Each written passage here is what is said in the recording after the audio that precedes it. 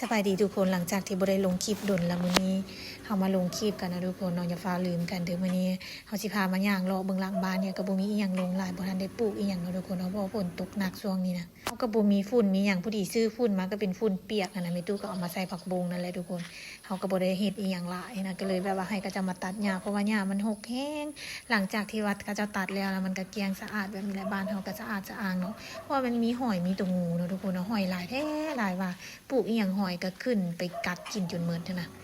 ก็เลยช่วงนี้ก็ยังเพิ่นได้ปลูกหยังเพราะว่ารอให้มันฝนเซาตกแล้วก็สิซื้อดินมาจากรถนึงแล้วก็สิปลูกพอไว้ได้กินเนาะทุกคนเนาะช่วงนี้หมกหุ่งเริ่มสุกแล้วเด้อมีหลายต้นเริ่มเหลืองเฮามีหมกหุ่งประมาณเด้อจากต้นประมาณ7-8 ต้นเนาะทุกคนเนาะบางต้นก็สิบ่งามปานใดบางต้นก็สิงามพอได้กินอยู่นะเพราะว่าฝนมันตกหึมหลายนะผักบงก็เริ่มบ่งามแล้วเด้เนาะทุกคนเนาะเพราะว่าบ่มีฝุ่นมันจืดนะพอดีซื้อฝุ่นมา4 เป๋ามีตู้ก็เริ่มใส่แล้วเนาะแต่ว่าเป็นฝุ่นเปียกฝุ่นขี้งัวเปียกเพราะว่าถ้าใส่ขี้ไก่นะมันบ่งามนะทุกคนมันเหลืองมันคือแบบแข็งๆนะเพราะว่าพวกที่กินใบนี่มันต้องใส่ขี้งัวเนาะพวกกินหมากนี่ใส่ขี้ไก่มันจริงถึกนะมันก็สิเฮ็ดให้ผักงามฝนตกหลายขนาดเฮาถมดินสูงนะมันก็ยังเป็นแบบน้ำซุ่มๆนะทุกคนคล้ายแต่มันเป็นน้ำบ่ขังฝนตกมือหนึ่งแล้วมันก็แบบน้ำมันก็หายไปหมดเลยเนาะน้ำมันไหลหนีไปนะเพราะว่าเฮาอยู่สูงเวลาบ้านเฮามันเกลี้ยงมันสะอาดนะเฮาก็อยากย่างลงเนาะแต่ถ้ามันหกคนเฮาก็บ่อยากย่างแม้แต่ลงเฮือนเนาะทุกคนเนาะมันรู้สึกเป็นอย่างไรเป็นซื่นๆเป็นหกขนาดมันก็บ่อยากเฮ็ดหยังนะเวลาเดินบ้านมันเกลี้ยงสะอาดวันนี้ก็ไข่แดงนะ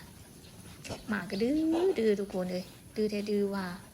สำหรับคลิปนี้เฮาก็สิมีประมาณนี้แหละมาอัปเดตให้เบิ่งซะก่อนเนาะหลังจากที่ว่าเฮาสามารถปลูกได้เนาะสามารถสั่งดินมาวัดมาได้เฮาจังสิได้มาอัปเดตคลิปเนาะเพราะว่าเฮาหันได้ปลูกผักไว้กินแต่ว่าเฮาบ่ได้ลงคลิปเนาะเพราะว่าบ่มีเวลาอีหลีบ่มีเวลามาถ่ายนะทุกคนก็เขียวเฮ็ดเขียวแล้วเนาะเดี๋ยวสิไปถ่ายให้เบิ่งหลังจากที่ว่ามันออกแล้วเฮาหว่านได้คืนนึงแล้วแหละเพราะว่าหว่านสลัดแล้วก็ผักโขมไว้กินเนาะแล้วก็สิไปเกี่ยมปลูกผักตัวอื่นเนี่ยนะทุกคนเพราะว่าสิกาเบียผักสลัดไว้เนาะหลังจากนั้นก็สิปลูกไว้กินแบบใส่กระถางใส่อย่างนี้แหละเนาะไว้กินเนาะพอผักสลัดช่วงนี้ก็มันก็เริ่มแพงแล้วนะก็เริ่มมากาเพราะว่ามีแนวผักหลายสามีซื้อมาให้ก็ยังพอได้กาจากตู้เนาะทุกคนเนาะมันมีหลายชนิดหลายอย่างแต่ว่าทางหน้าบ้านนี่เขาก็ปลูกทั่วไว้เดี๋ยวมื้อนี้เขาสิมาใส่คางเนาะแล้วก็สิมาอัปเดตให้เบิ่งเนาะผักอีหยังก็บ่งามนะทุกคนเพราะฝนมันตกหึมฝนตกแท้ตกว่าปีนี้เนาะ